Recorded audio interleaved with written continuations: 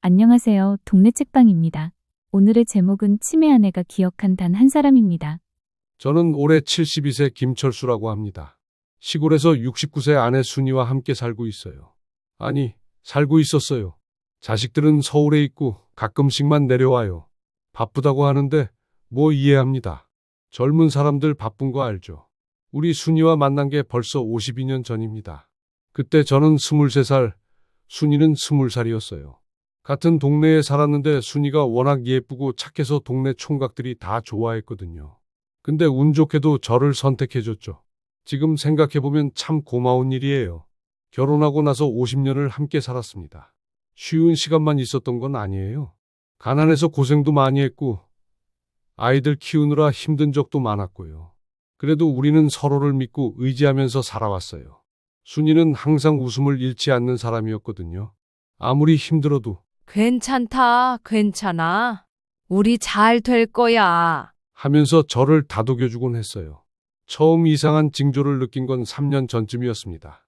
순이가 밥을 하다가 소금을 2번 넣는 거예요. 처음엔 깜빡한 거려니 했죠.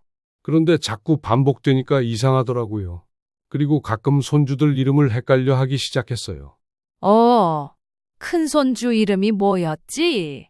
하면서 말이에요. 어느 날은 이런 일도 있었어요. 큰아들 민수가 전화를 했는데 순이가 받고는 누구세요? 하더라고요. 그래서 민수가 엄마, 저 민수예요. 아들 민수. 했더니 한참 있다가 아, 민수구나.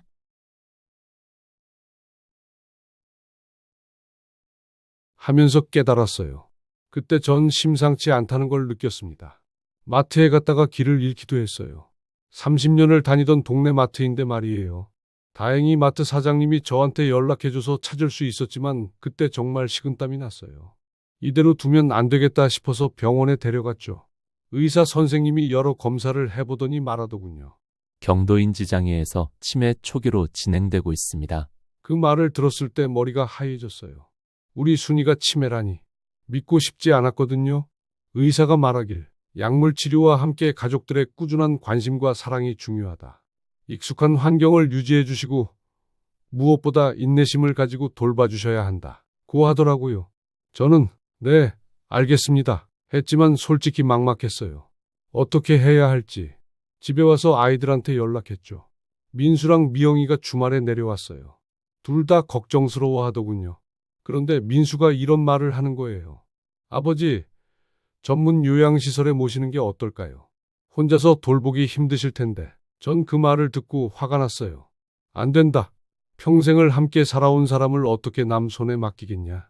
내가 끝까지 돌볼 거다. 미영이도 아빠 그래도 했지만 전 고개를 저었어요. 순이와 결혼할 때 맹세했거든요. 죽을 때까지 함께 하겠다고. 그때부터 본격적으로 순이를 돌보기 시작했어요. 처음에는 괜찮았어요. 가끔 깜빡하는 정도였으니까요. 그런데 시간이 갈수록 점점 심해지더라고요. 어느 날은 제가 밭에서 일하고 돌아왔는데 순이가 현관 앞에서 울고 있는 거예요. 우리 집이 어디 있어요? 집에 가야 하는데. 하면서 말이에요.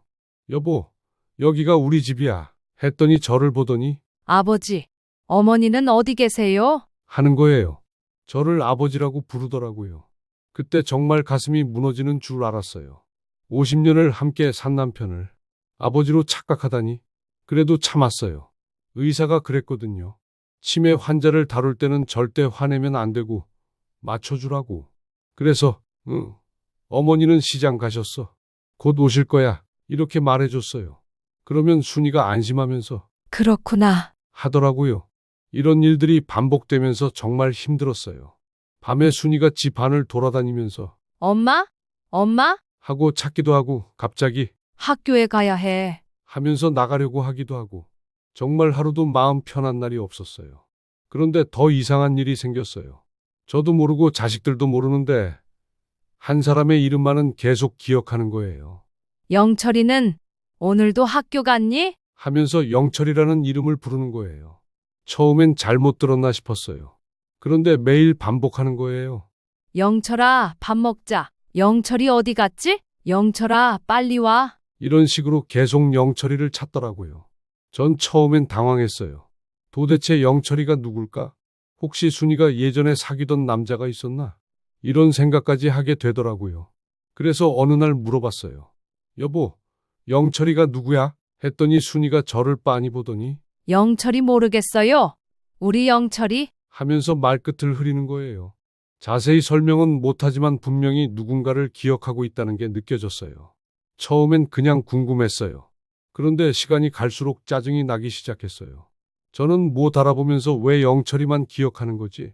자식들 이름도 잊어버리고 손주들 얼굴도 모르겠다면서 왜 영철이만? 어느 날 밤에는 정말 화가 났어요. 순이가 영철아, 영철아. 하면서 계속 부르는 거예요. 그래서 소리를 질렀어요. 도대체 그 영철이가 누구야? 왜 나도, 자식도, 손주도 다 잊어버리고 그 사람만 기억하는 거냐고? 그랬더니 순이가 깜짝 놀라더니 울기 시작하는 거예요. 그때 전 제가 너무 했구나 싶어서 미안했어요. 병든 사람한테 화를 낸 제가 잘못이죠. 그래서 순이를 안아주면서 미안해, 미안해 했어요. 그날 밤 잠이 안 와서 밖에 나가서 담배를 피우면서 생각했어요. 영철이, 영철이, 그 이름이 왜 이렇게 익숙하지? 어디서 들어본 것 같은데. 그러다가 문득 기억이 났어요. 순이랑 결혼하기 전에 들었던 이야기였어요. 순이가 어릴 때 동네에 영철이라는 오빠가 있었다고 했어요. 진짜 오빠는 아니고 동네 오빠였죠. 순이보다 4살 위였는데 워낙 착하고 똑똑해서 동네 아이들이 다 따랐다고 했어요. 순이도 영철이 오빠를 정말 좋아했다고 하더라고요. 그런데 영철이가 20살 때 병에 걸려서 세상을 떠났대요. 폐병이었던 것 같아요. 그때는 치료할 방법이 없었거든요. 순이가 그 얘기를 할 때 정말 슬퍼했어요. 너무 일찍 떠나서 안타까웠다고 하면서 눈물을 글썽이더라고요. 그 이야기를 들었을 때는 그냥 그랬구나 했었어요. 어린 시절 추억이려니 했죠. 그런데 지금 생각해보니 순이에게 영철이는 단순한 동네 오빠가 아니었던 것 같아요. 첫사랑은 아니어도 정말 소중한 사람이었던 거죠. 며칠 뒤에 순이 친구였던 정순이 할머니를 만났어요. 순이 병 이야기를 하면서 영철이 얘기도 했더니 정순이 할머니가 깜짝 놀라더라고요. 아이고, 순이가 영철이 이야기를 하다니. 그 애가 얼마나 영철이를 따랐는데. 정순이 할머니가 들려준 이야기는 이랬어요. 순이가 어릴 때 영철이를 정말 좋아했대요. 오빠 뒤를 졸졸 따라다니면서 영철 오빠, 영철 오빠 했다고 하더라고요. 영철이도 순이를 예뻐해서 어디 가든 데리고 다녔다고 해요. 그런데 영철이가 병에 걸리고 나서 순이가 정말 많이 울었대요. 영철이가 죽던 날에는 며칠을 밥도 안 먹고 울기만 했다고 하더라고요. 그때 순이가 겨우 16살이었는데 말이에요. 정순이 할머니가 또 말하길 순이가 결혼하고 나서도 가끔 영철이 묘소에 다녀왔다고 하더라고요. 저 몰래 말이에요. 특별히 제사를 지내거나 그런 건 아니고 그냥 가서 묘소 앞에 앉아 있다가 오곤 했다고 해요. 영철 오빠한테 안부 전하러 간다 면서 그 얘기를 듣고 나니 복잡한 감정이 들었어요. 질투도 났고 서운하기도 하고 50년을 함께 살면서 저는 몰랐던 순이의 마음이 있었다는 게 물론 바람을 피웠다거나 그런 건 아니에요. 그냥 마음속 깊은 곳에 묻어둔 추억이 있었던 거죠. 그런데 시간이 지나면서 생각이 바뀌었어요. 순이에게 영철이는 단순한 사랑이 아니라 잊지 못하는 추억이었구나 싶었거든요. 어린 시절의 순수했던 마음, 그리고 너무 일찍 세상을 떠난 친구에 대한 그리움. 그런 게 아니었을까 생각해요. 치매가 모든 걸 지워도 가장 깊고 순수했던 그 기억만은 남아 있었던 거죠. 저도, 자식들도, 손주들도 다 잊어버렸지만 16살 순이의 마음속에 있던 영철이는 여전히 생생했던 거예요.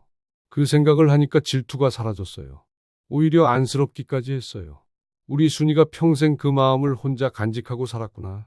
영철이에 대한 미안함과 그리움을 혼자 품고 살았구나. 그때부터는 순이가 영철아 할 때마다 화내지 않았어요. 오히려 영철이가 뭘 하고 있을까? 영철이도 순이를 기다리고 있을 거야. 이렇게 맞장구를 쳐줬어요. 그러면 순이가 환한 미소를 지으면서 그래, 영철이가 기다리고 있어 하더라고요. 하지만 점점 순이의 상태는 나빠졌어요. 저도 완전히 못 알아보게 됐고 밤에는 계속 돌아다니고 가끔은 공격적이 되기도 하고 정말 힘들었어요. 체력적으로도 정신적으로도요. 그러던 어느 날이었어요. 새벽 4시쯤이었는데 순이가 갑자기 아파 하면서 가슴을 움켜쥐는 거예요. 급하게 119에 신고해서 병원에 갔죠. 심장에 문제가 생긴 거였어요. 치매도 있는데 심장까지. 병원에서 며칠을 입원했어요. 의식을 잃었다 깨었다 하면서 정말 위험한 상황이었어요. 아이들도 급하게 서울에서 내려왔고요. 의사가 말하길 언제 어떻게 될지 모르니까 마음의 준비를 하라고 하더라고요. 그날 밤 순이가 마지막으로 의식을 찾았어요. 눈을 뜨더니 저를 보고는 영철아, 하면서 눈물을 흘리는 거예요. 영철아, 나 너무 보고 싶었어. 왜 이제야 와? 이러면서 그때 전 깨달았어요. 순이에게는 제가 영철이었던 거예요. 치매가 모든 걸 뒤섞어놨지만 가장 사랑했던 사람들의 모습이 하나로 겹쳐진 거죠. 저와 영철이가 순이 마음속에서는 같은 사람이었던 거예요. 그래서 저는 순이의 손을 꼭 잡고 말했습니다. 그래, 나야. 영철이. 늦어서 미안해.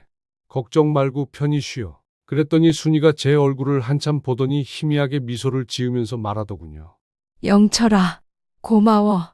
이제 안심이야. 나도 곧 갈게. 그게 순이의 마지막 말이었어요. 그 다음날 새벽에 조용히 세상을 떠났습니다. 마지막까지 제 손을 꼭 잡고 있었어요. 50년 인생의 마지막 순간에 저를 영철이라고 불렀지만 저는 오히려 고마웠어요. 순이가 편안하게 갈 수 있었으니까요. 장례를 치르고 며칠 뒤에 순이 물건을 정리하다가 오래된 일기장을 발견했어요. 결혼 전부터 쓴 거더라고요.